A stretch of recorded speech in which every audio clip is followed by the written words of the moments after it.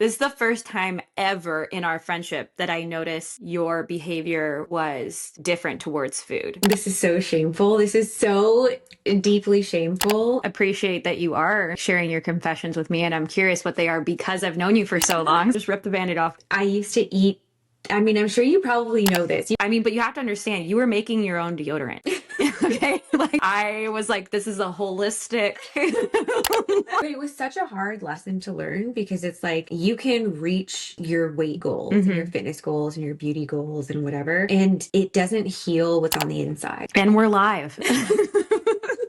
I wanted to have a conversation with you and see from your perspective, because you're one of my oldest friends, how my relationship with food has progressed and evolved from your perspective, because you've always been such an intuitive eater with such a healthy relationship with food. So I'm curious to know how you see it from your eyes. And also I have some confessions to make to you. I think will help release some shame, because disordered eating can be such a shameful topic. So I think maybe it will help release some shame for some of my listeners who may be struggling with the same thing and might still be in it, struggling alone, because it's also very isolating. Yeah, I think that, like, I appreciate that you are sharing your confessions with me, and I'm curious what they are because I've known you for so long. So I'm like, what don't I already know? But What secrets haven't I shared? we will see.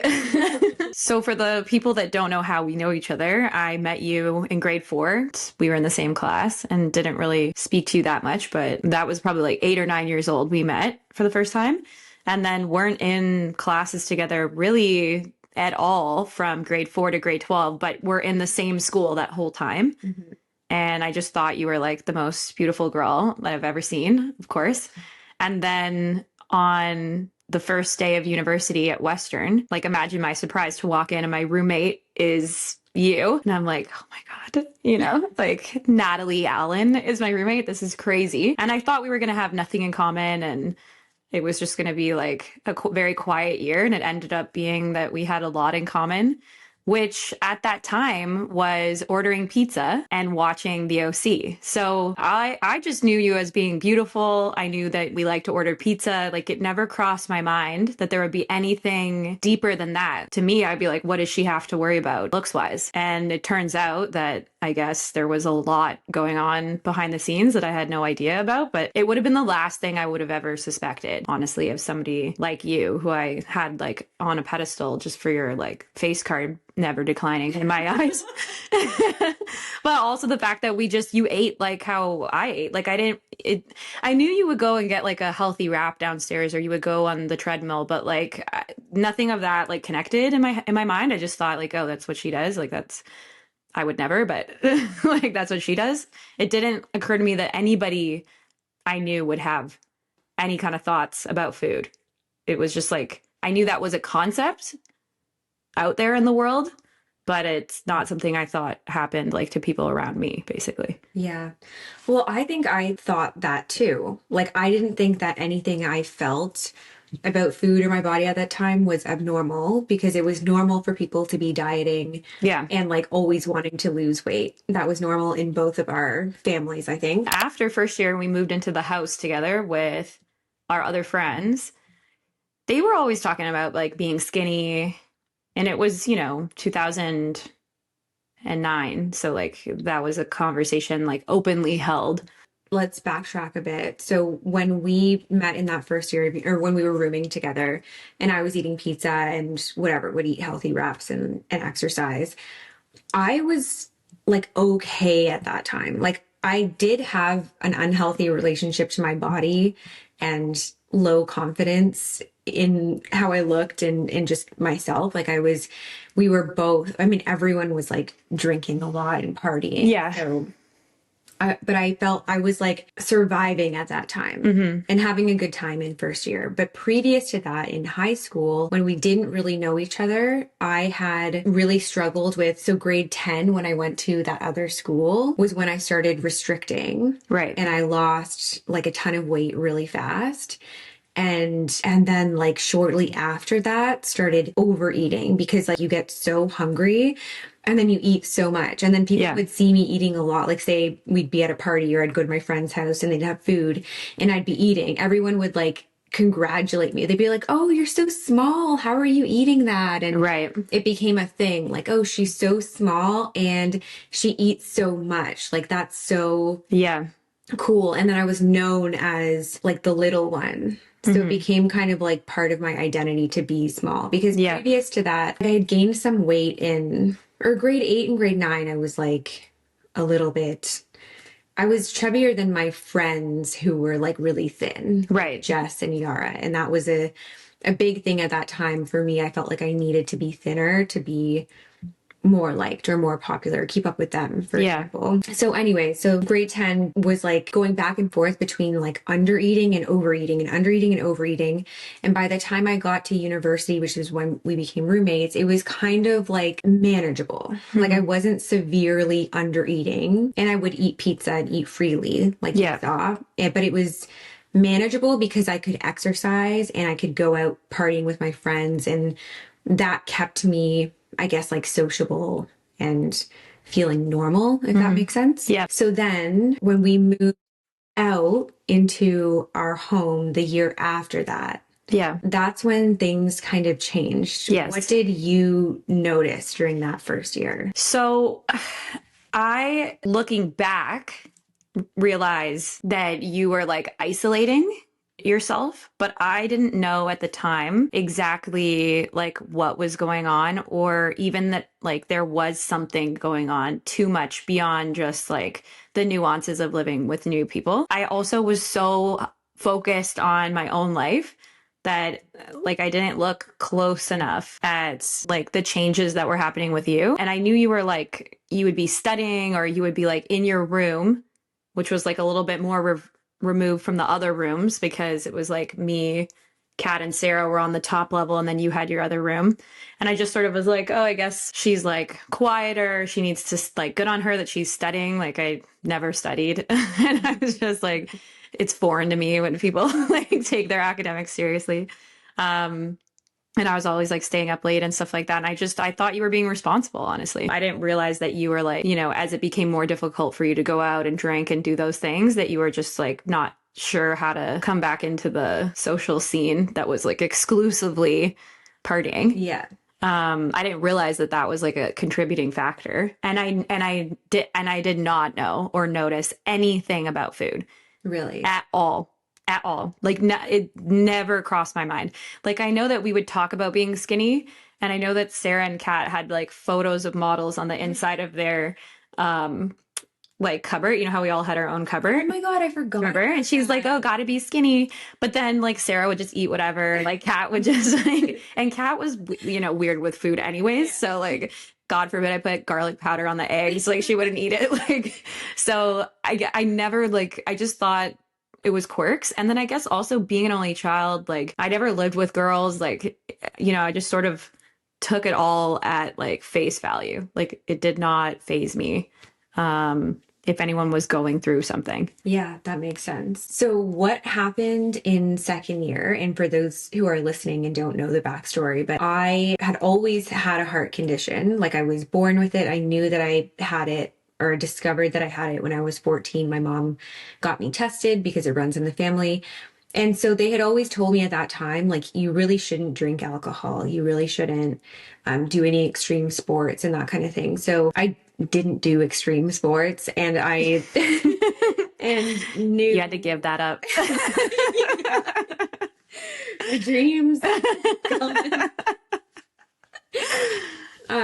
I knew I shouldn't be drinking, but because that was like another thing, I felt like I was good at drinking. Like I could tolerate a lot, and my personality came out when I mean, I just could loosen up. In the sense that I please drink responsibly. But yeah, I felt I was so socially anxious, which I didn't know at the time, but that's what it was. That when could drink, I could be fun and open, and like people would reinforce that by saying like, "Nah, you're so funny when you're drunk," and then we'd have so many fun stories from the night before and everything. Oh yeah, used to love those mornings all together. Yeah, so first year there were a couple of trips to the hospital. Yes. One of which you came with me to, to where I actually had to be hospitalized at university because a day after drinking, I would wake up with these severe heart palpitations because it turns out when you drink copious amounts of alcohol, when you have hypertrophic cardiomyopathy, you go into slight heart failure and fluid builds up in your lungs, and then it's like having an asthma attack. And so I decided like I had to stop drinking. And then when you go to a university that's known as a party school, which everyone, that's what they do, they drink. I felt like I couldn't, and I tried. I did try. I remember because you were off and on mm-hmm. drinking. Yeah, that year. Yeah. Because at some point I had that surgery where I got my defibrillator, and that kind of like eased things up. I mean, it does kind of pace your heart at the same time. I noticed that after that surgery, I was able to drink alcohol in like smaller amounts and feel okay. So I would go to parties and just like really, really moderate my intake just to kind of like socialize more easily, because otherwise it really was a big deal if you weren't drinking. Yeah. Oh, also, yeah, let's just set that scene for a second, because it would have been 2008 in second year, 2008, 2009. Like there was not a non-alcoholic beer on the menu anywhere. No. There weren't mocktails. It wasn't like the no and low alc trend, the not drinking, the wellness, the sober markets and all that stuff, like non-existent. And yeah, you're not drinking? Why? Like now it's, you can say I'm not drinking and it's no big deal. Yeah. But at that time it wasn't. So I would go to parties, like I would try to interact, and it was just, it's draining to be around people who are wasted. Yeah. When you're sober. No doubt. So that's why you have to get drunk, right? to get assimilate into and have fun. Otherwise it's like, and then you're tired. Yes. And you want to go home. Yeah. You don't want to stay up, till 3 a.m. Okay. So before I like completely just stopped going to parties, I would go with you guys to get like the after bar food. Yeah. And tried to live as normally as I could, but I was gaining weight. And at that point, like for me, because my whole like self-confidence was wrapped up in how I looked, that like took a huge toll on me. I remember being one time getting ready for the bar and like putting on clothes and saying to you, do I look fat? Do I look like, do you remember me just being so insecure about my looks? Like I think you have to understand though, like, you honestly were the most beautiful person I'd ever seen in person. Like, I would never have thought ever that you, like, that's like a millionaire being like, I'm so sad. And a broke person being like, what do you have to be sad about? You know what I mean? That's how I felt. Cause I was just like, you're so beautiful. I was like, she has it all. Like, if only I was that beautiful. Like, I remember so it would never have crossed my mind that you felt bad about yourself in any way when I felt like you were sitting on a winning lottery ticket. Like it just never would have crossed my mind ever that you felt that way. And even if you had said like, oh, do I look fat? I swear to God, we all said that every day. Yeah. Kat said that. I've said that. Like I never felt like I had like that absolutely flat, like Charlie D'Amelio flat stomach. Like I just genetically never had that. Even when I was 15-year-old, it never like looked like that. And I always thought like I was fat. Like I would go on diet. Like my mom and I would go on like the GI diet or whatever. Like it was just a thing that everybody talked about. Like I just never thought if somebody said to me like, oh my God, do I look fat? Like everyone would just be like, no, oh my God, no. Yeah.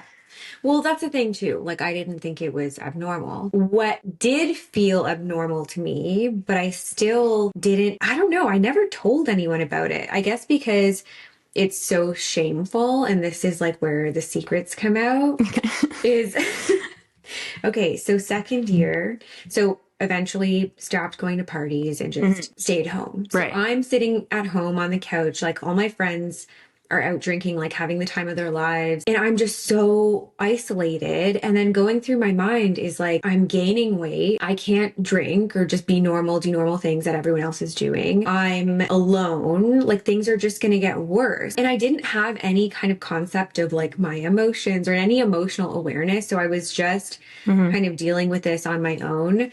And because I was trying to diet, okay, so I couldn't exercise anymore. That was another thing I forgot to mention. When my heart condition worsened at this point, I had to stop drinking. I also was scared to exercise. Yeah. I didn't know if I was going to have some kind of like cardiac event. This was before my surgery. And exercise back then, like a lot of people did cardio on the treadmill. There wasn't like as many options. Right. So they told me I could like walk. Mhm. So I would walk, but I was still basically tried to diet more, tried to eat less so that I could lose the weight again and go back to whatever my weight was in high school. Yeah. And so I was eating less and less. And the thing is like when you restrict your food, I mean, I've mentioned this before, and not everyone diets to this extent, but I think the combination of me severely like under eating, which you probably didn't notice as well, feeling already a lot of shame around my body, being really lonely, that triggered the binge eating for me, which I'd already had experience with in high school, but it got so much worse because now there was like, it was like I'm alone, like my life is over. It felt like my life was over. Mhm. I didn't have any answers. Like I didn't know I was going to have the surgery that would kind of help my heart situation. I didn't know things would get better in terms of like I'd be able to kind of like exercise with know my limitations and like feel better in my body. Mhm. So everything just felt hopeless. So I would sit at home and binge eat like copious amounts of food. And when I tell you, like, binge eating feels like an addiction where you can't just like have one thing and then feel satisfied. Like, you have to keep going back because you are like trying to fill a void that you don't even understand what it is. And then the more you eat and the more uncomfortable you get, like that's really shameful. And then you're like, okay, well, I have to go back on my diet anyways. Like I'm not going to be able to eat all these things tomorrow. So I might as well eat more of it now, even though that doesn't make sense. And because I was restricting, I didn't have good food. I didn't buy good food for myself. Yeah. I would buy salad and like chickpeas and like baked beans and whatever, and not have anything that I actually needed. I was probably like not eating carbs. So I was craving carbs because my body needed them. And so this is so shameful. This is so deeply shameful. And I apologize. I used to eat, I mean, I'm sure you probably know this. You guys probably know this and have talked about it. I don't think so. But also just rip the Band-Aid off because it'll be fine. Okay, I'm ripping the Band-Aid off. I used to eat the food that was in the house. Yeah. So I mean, your guys' I food. wouldn't have, I didn't notice. I didn't notice. Okay. And I also don't think that it was like a big deal, but I get so why it's a big deal to you. embarrassing, Yeah. because it's your guys' food. Like Yeah. I would never do that now. Right. Or if I wanted to eat, if we lived together and you had something that I wanted, I would ask you if I Right. can have some, and then I would like buy it for you Yeah. next time or whatever. But My food is your food, of course. But I could see why you would feel like, oh my God, I can't control myself so much so that I've gone and stolen food from my roommates or whatever. yeah. But see, that's why shame lives in the dark, because I literally don't care about what it is that you just said. Like, I feel no type of way about it. And you're right. I would have, if you had called me and been like, can I have your box of premium plus crackers or whatever, like trash I was eating at the time, you would be like, I would be like 100%. Like, I would actually give my life for you. Like, so you can take that. But I can see why you would carry that inside. But once you bring shame out of the dark, isn't it Brene Brown Yes. that talks about that? So it's like, once you bring it out into the light, it's actually not as dark as you think it is. But anyways, I appreciate you sharing. Yes. Well, it's also easy to share that with you because I love trust you. But I don't know. You make it seem less shameful, but like it just, okay, you know that last year when Sarah and Kat moved out and then the two roommates moved in that I wasn't even friends with? Yeah, I mean, I would eat their food. Like that's how compulsive it was. yeah. It's like I've never been addicted to anything, but I imagine that's what it feels like when you have alcoholism, is like you don't care if you're lying to someone. You're right. You don't care if you're stealing it. Like you just need to have it. And people often call binge eating a food addiction. Like Right. that's what it feels like. It's not really an addiction because like we have to eat food. You can't just like go cold turkey. Oh yeah, I've heard that before, that it's the only addiction that you have to continue to like use the Yeah. product every day because it's something you need to live. You would stop it altogether, Yeah. cigarettes or alcohol, but food, it's like you're being confronted with it 3 times a day at least. But I think I'm living proof that it's not actually a food addiction because I don't feel addicted to food now. Right. Like I know I went back for seconds of Chinese food today, but Me normally too. like I don't feel like I can't stop eating. Like I feel But I'm an intuitive eater and I also had seconds. yes, it's going back for seconds doesn't mean anything's bad, but like I guess what I'm saying is like I feel totally in control. Even Right. that Yeah. moment felt like I was in control. I wasn't like I never Yeah. felt like I couldn't stop. But that's how it felt at that time because when you restrict, like when you deprive yourself of something, your body thinks you're in a famine. So it motivates you to eat everything you can possibly get because it doesn't know when The the next next time, famine yeah. is coming. And it knows another one's coming because you're telling yourself, I have to like, I won't eat carbs tomorrow. Right. So that's what it was like. It was very shameful. And then because I didn't understand what was happening with me and like why I was eating copious amounts of food, stealing people's food, and like eating to the point where I felt sick. Like it's eating past uncomfortable fullness. On a regular basis. On a regular Yeah. basis. I would finish something and then you guys would go out and then I knew that I'd have to be like alone for a while, like that night, I guess. So I'd order a pizza and eat the whole pizza to myself, Yeah. even though I was already full. Yeah. Like it was very strange. Strange and embarrassing. And I felt no one would understand that. And I didn't tell anyone that at that time. Yeah. So anyways, you didn't notice any of that? I actually have I feel like a bad friend that I didn't, but I just didn't. Like it just never made it to my radar. Well, it's very secretive. Like binge eating is very secretive. People don't typically do it in front of other people because it's like a coping mechanism. It's shameful because like overeating gets a bad rap. But those are like the symptoms. Mhm. Those are the like actions that you're doing. Mhm. But I'm wondering like why didn't I notice your like spirit, like where was my attention? I am actually struggling to recall what I would have thought and done when you said you weren't coming to the bar. And I went out every weekend. There was always something. And so we were out like 3 times, 4 times a week or something like that. Yeah. Was I just like oblivious to the fact that you weren't coming? Like what did I leave the house like and just be like, bye. I don't give a fuck what you're doing tonight. Like, I'm trying to remember why I think what happened was in second year when this was really bad, I like tried to play it cool as much as I could. Like some things I did attend, or like if we had a party at our place, like I'd be there. Yeah. And I just like wouldn't be drinking. Or you would come to homecoming. Oh, yeah.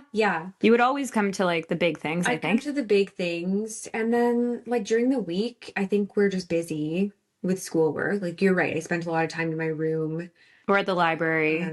At the library. I might have gone home some weekends. Maybe I also was not with Kat and Sarah. I was with Jesse and Kenny. Yeah. So it wouldn't, so of course it wouldn't cross my mind about what you were doing because I wasn't even with them. Yeah. Third year was hard too. I think after second year, after like the worst year, I had this surgery. And like I said, like that made things a little bit better.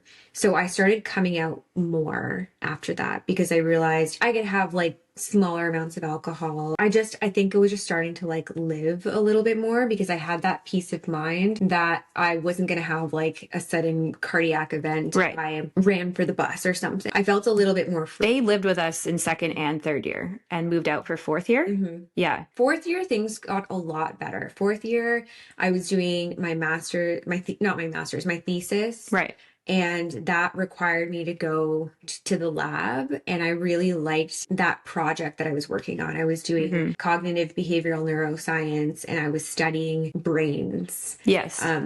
I mean, like RIP to the little birds, Yeah. but it was overall, it was a cool experience, like studying neuropsych and like I had a responsibility to go every morning to take Hmm. care of the birds, like clean the cages, Right. um, to work on the project, and it gave me a Renewed routine, purpose. a Hmm. purpose, a routine, a responsibility, Right. and it gave me movement. I would walk to the lab. So that gave me the exercise that I wasn't engaging in before because I was like depressed and binge eating. Right. So it gave me movement. It helped lift my mood. It gave me self-esteem, like something that I felt proud of. Hmm. And that overall, like, kind of blended with my relationship with food, where my urges to binge decreased because I was also eating like a bit more like a normal person at that time. I was still dieting because Sarah had given me this like diet book called Skinny Bitch.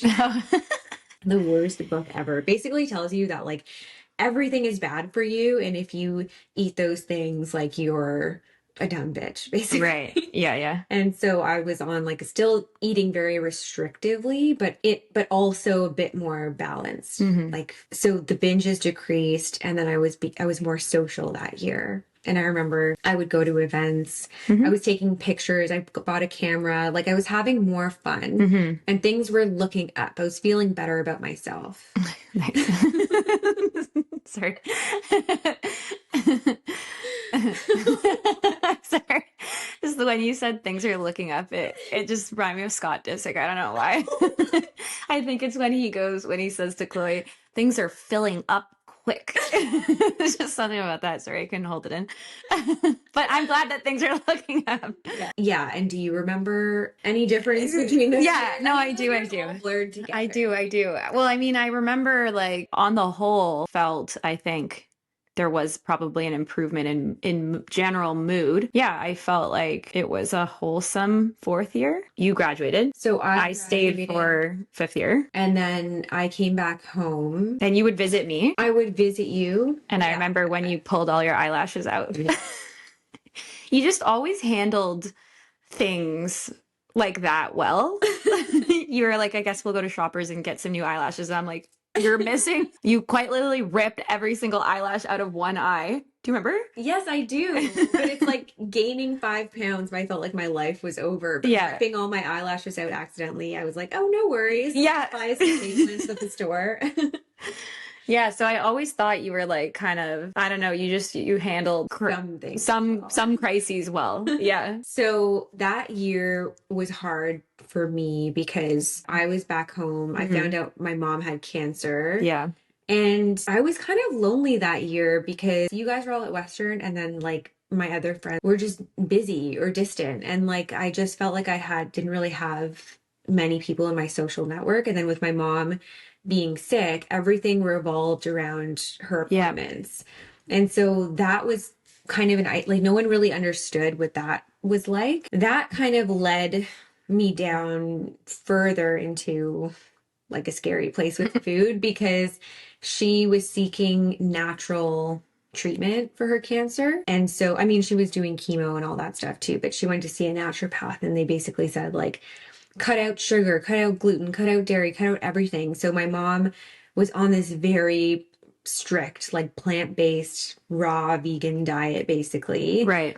And I was like, okay, I'll do it with her because A, I lived with her, B, I wanted to support her, and C, like, this is probably going to make me lose weight. And Yeah. that was like my goal. And it also, like, when you are like so focused on controlling your food, it gives you something to think about and focus on other than like the real issue, which is that my mom like was dying. So it gives you something to control, and that was kind of like a coping mechanism. And I was losing weight fast. Like we started this diet and I just like dropped a bunch of weight right away. As you would if you're not eating anything. Yes. Again, like the cycle continues where my binge eating got worse. And so it was like flipping back between like this vegan diet and then binging.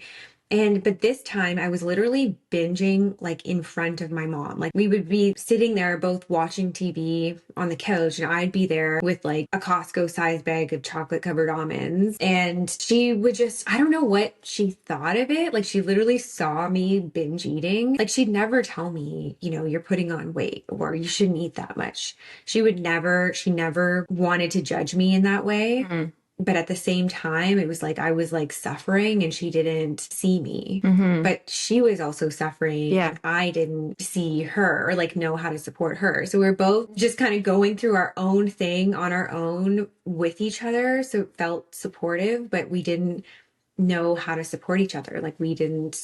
I didn't grow up learning how to talk about emotions and issues because my mom, I guess, didn't know how. So that went on for a few years. I think you came over like at one point during that. Do you remember? I do. Yeah, I remember your mom was on the couch. It felt like she was the same, but also not. And yeah, her like hair looked different, which is like scary in general, you know? Mm-hmm. And you just like, what do you say and do kind of thing. But she still had that like strength to her that I always like recognized whenever she would like come take us for dinner. She always had this like funny spirit about her. And she still had that then and like a strength and an independence. But yeah, she had cancer. So it was like surreal, I guess. Mm-hmm. And I remember thinking like, oh, it's dark in here. Like Yeah. blinds and everything about it felt like, you know, this is where she's spending her time, like sitting on the couch because and yeah, it's a lot to know what to do with. So I can't imagine like what you were feeling. And it literally was dark though, because she had dark furniture. Yeah. And the walls were painted like a dark taupe. And then after that, those 3 years, I don't know, you came to the funeral, but I don't remember, like, we probably didn't spend a whole lot of time. I remember you were just like you weren't like sobbing or anything like that. You were like pretty composed. Mm-hmm. And I just thought like that is classic Natalie to be like very like poised in this moment, you know, like you wouldn't really catch you ever in hysterics, no matter how bad it was. Like even with the eyelash thing, like this is not comparison, but I just mean like you always kind of like have it together when things are so bad, which maybe is a trauma response, but And like maybe that's why you didn't know I was like suffering all throughout university, because yeah.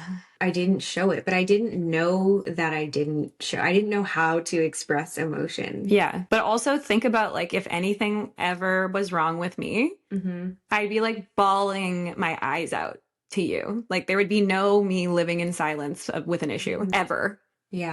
I'm always just like, and then this happened. And I like start crying mid-sentence at the table over dinner. It's like, there's no keeping it in. Yeah. That was like a learning curve also, like with you too. It's like, if, you know, if I didn't ask specifically, You wouldn't know. then you wouldn't like necessarily say. Whereas it's like, I will be like, this is what you need to know right now. Yeah. But I've told you this before, but that moment in the kitchen at university when you told me, I guess I was acting really moody. Like you said, like if something was wrong, I wouldn't say it. You wouldn't know. You'd have to ask. So one day you approached me in the kitchen and you said, Natalie, I can tell you're upset, but I don't know why you're upset. And like nobody does. Like people can tell you're upset, but unless you say something, nobody gets why. So we just are kind of like scared of you, or like we stay away from you because like you're pissed and we don't know why. And you said, unless you tell people, no one can read your mind. And that's so obvious, but I had never thought about it that way. I always just felt like I was invisible because in a sense, I can be really good at being invisible, or like I can be good at keeping things in and never expressing what's wrong. And then that backfires because in the time, like I don't get the support I need and I don't get what I want. I think I was mad because like, I don't know, probably someone left the kitchen dirty and I was cleaning it up all the time. Yeah. And I could have just said it and asked someone to clean up for them after themselves, but instead I got moody, maybe thinking like no one will. They wouldn't. Yeah. That would have taken like a lot of guts on my end to do that, because I remember at that time I was also feeling like, oh my God, these girls are all so cool. I gotta just be cool also, like heaven forbid I say anything. But I was always like on eggshells, like in my own home. So I was like, you never know. The idea of like like confronting to be like, I'm aware of something going on. Like, is there, like, that would have been Yeah, that would have taken a lot of guts. a big combo. Yeah. But isn't it so crazy how both of our upbringings like directly affected how we expressed ourselves? And we only sort of learned that much later in life. That really helped me in that moment understand, oh, like people see me and I need to communicate. And then just looking at my whole relationship, like situation with my mom and just how we both, I learned that from her, just to be stoic. Right. And just to keep things inside. And then as a result, you end up suffering because you don't get the support that you need. Like that's one of my biggest regrets with my mom is like, I wish I supported her more. I forgive myself because I just didn't know how. And you were a kid, right? Yeah. Like you were a kid and you don't, it's not your job to support your parent. You want to, but it's not your job. And I'm glad you forgive yourself and she would want you to. But I remember thinking that Kat, it was so easy for her to be like, oh, I don't like that. She would say, and I'd be like, you just said that to him? Like freely. She's like, yeah, I don't like that. And then the person would do whatever it is that she wanted them to do. Yeah. Like, wow, imagine the power. And it's like, you have free will as well. You could say it as well. And we all know Sarah spoke her mind about what she wanted, which is why I think we got along as being like, I don't know, mutually issued. Yeah. Different issues, but same, but different. Yeah. Okay, so that was that. Not too long after my mom passed away, you moved in here and we lived together. Yeah. And that was fun. Like that was fun. A good time in my life because I wasn't binge eating anymore. I think, had I gone to therapy yet? Yes, I had gone to therapy and I learned a little bit about emotions. It was actually my first therapist who told me that I had learned to cope by just holding everything inside. And so I explored my emotions in therapy. I guess I wasn't like eating too restrictively. So all in all, I wasn't binge eating tons of food to like numb my feelings anymore. And I was moving. I remember going to the gym regularly because that was also kind of motivated by health issues. I'd been diagnosed with a blood clot and the doctor was like, okay, well, since you have this, like you really should be getting some form of movement every day just to like keep your circulation going. So I started going to the gym and I would tell myself, okay, like just 20 minutes on the treadmill, just walk. You can do that for your health. Because at that time, my relationship with exercise was so damaged. Like I would only be exercising if I was dieting. And then if I wasn't dieting and I felt like exercise wasn't going to make me lose weight, it was pointless. Yeah. So I stopped exercising, but exercise can be really good for you, like your mood and your confidence. So I didn't realize how badly I needed it just for that. So that got me into a routine of going to the gym every day. And it was kind of like it turned into something I enjoyed. Like I felt empowered by it. It helped me relieve stress because I was working full time at that time and like work was kind of stressful. And then we went to the big good life that was really nice. And that, can you believe that's 10 years ago? No. I can't believe that. But that good life was so cool. Like that was 10 years ago. It was really cool. Downtown. Yeah. And then and this is how like always insane you are, but you were like, I love this good life. I'm going to move. And then you went and like found that place on Nelson and like quite literally like it was like a couple weeks later, you're like, we're moving out. I was like, okay. I'm so sorry. I anticipated you moving with me. And then you were living at Nelson. But that's when I think this is a good segue into when I started to notice, this is the first time ever in our friendship that I noticed your behavior was different towards food. But I didn't clock that it would have been related to disordered eating. And that's when, I don't know, do you want to like, this is your like orthorexia phase, which I didn't even know that word. I mean, but you have to understand, you were making your own deodorant. Okay. Like I was like, this is a holistic, like, this is like a full, you know what I mean? So it didn't feel like it was like so connected to just food. Right. Because you were like, oh, the aluminum and then whatever. I said to you one day, like out of curiosity, like what's with the like healthy eating? Because again, these are things that are so foreign to me. Yes. Like, why would you stop drinking? Like why are you eating? Why are you working out like that? Because my lifestyle is not like those things. You're the kind of person who's like, what's gluten? Like why would you give that up though? Like, I don't understand. I was like, why are you gluten-free now? Yeah. And I didn't have an answer because I did not have celiac. Like I didn't have. I think you just said inflammation. I just feel better. And I was like, okay. Just remembering something else. That time. I don't want to say it on here, but like I don't think what your diet was doing, I don't think things were like freely moving, you know? Oh yes, constipation. Yeah. It's okay, we can talk about that. That is a huge issue with disordered eating. It's Yeah. the GI issues, the bloating, and the constipation. See, but I never clocked that either. Because nobody knows. Like I was ignorant to all of that thing. Like I just thought it was very specific to you. But it was normalized. I didn't know it was a problem either. Yeah. Because everything I was learning was from Instagram. All of this information I was just reading on blogs. Gluten contributes to inflammation and like, you know, and you don't want to eat dairy and, you know, while you're at it, like make everything all natural. So you're right. It wasn't just about the food. It was like my deodorant, like everything. I tried to get non-toxic products. And do you remember my skin, not only the constipation, but do you remember what happened to my skin around that time? Maybe. I was so stressed out from trying to like remove all the toxins and detox my body because whatever I was reading, all the information I was absorbing made me feel like my body must be filled with toxins or inflammation. Right. But it's not. It's probably just because I was under eating that I was bloated or whatever. Anyways, I was so stressed out that I was getting acne, like severe acne, where it felt like something was taking over my face. In the morning, if a pimple was starting to form, by the end of the day, the pimple would have already grown and popped and been like healing. Like it was like, that's crazy. It was insane. Like probably because you were affecting your hormones with the way you were, because isn't that a thing? Exactly. Like, yeah. But they don't tell you that on the blogs. They don't say, hey, by the way, actually, this is like so restrictive that it affects your hormones even more. So the time that I did go like, so what's up with all the healthy eating and stuff, like out of curiosity. And then you were like, well, my mom just died. So I'm really like, so I want to eat healthy or whatever. And of course, that's the ultimate like card back. And I was like, well, fuck. Yeah. I was just like, okay, fair enough. And that shut down that line of questioning completely. And then it wasn't until later when you were like, by the way, like you were right to check in. You might have hit the nail on the head there, right?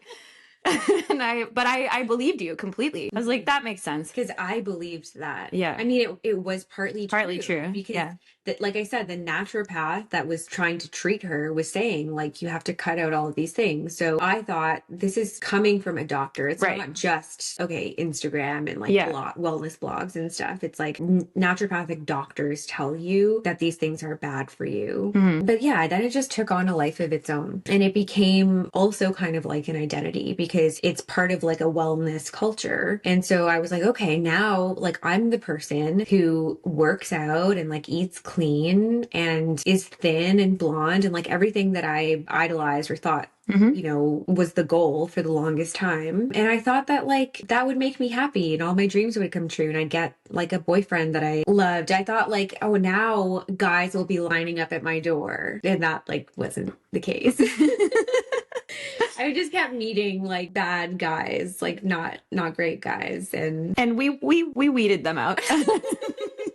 One conversation at a time. But it was such a hard lesson to learn because it's like you can reach your weight goals and your fitness goals and your beauty goals and whatever. And it doesn't heal what's on the inside. Like I was getting into these toxic relationships because I had such a poor relationship with myself. Yeah. And I was chasing, I don't know, like a feeling rather than seeing a person for who they were because I didn't value myself. So I was letting other people treat me like they didn't really value me. And on the flip side, you cannot reach your weight goals, but do the inner healing and get that life that you want, that partner that you feel like you deserve without ever achieving that outward, what's on the outside. Totally. But that I wish I did that from the beginning. Yeah. I would have saved so much time and energy and stress that I spent like trying to like morph my body. It feels like the easier road, or it feels like the simpler road.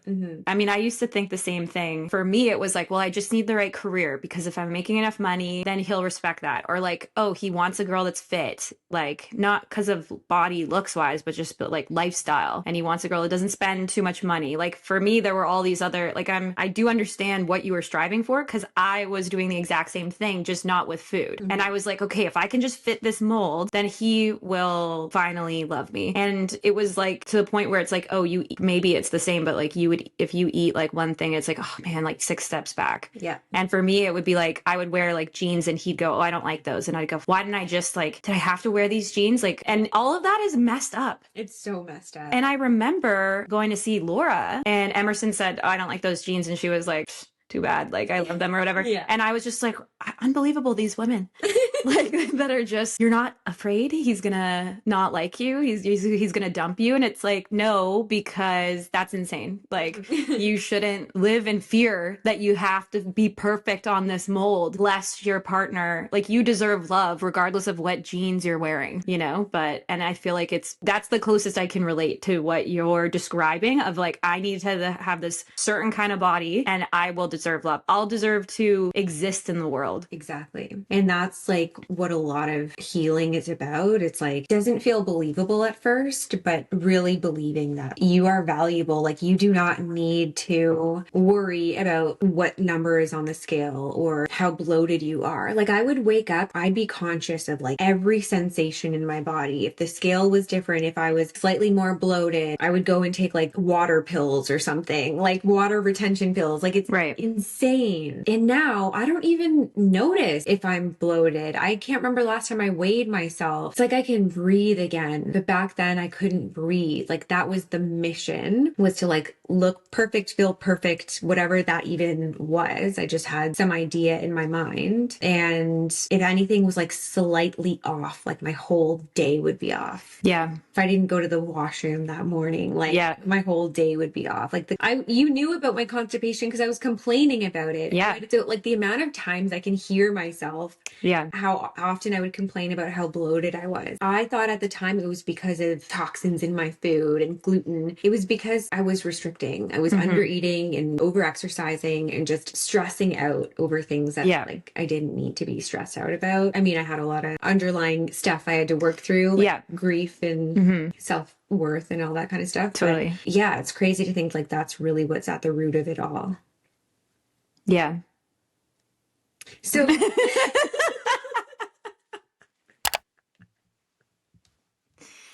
and that's it. So thanks for coming.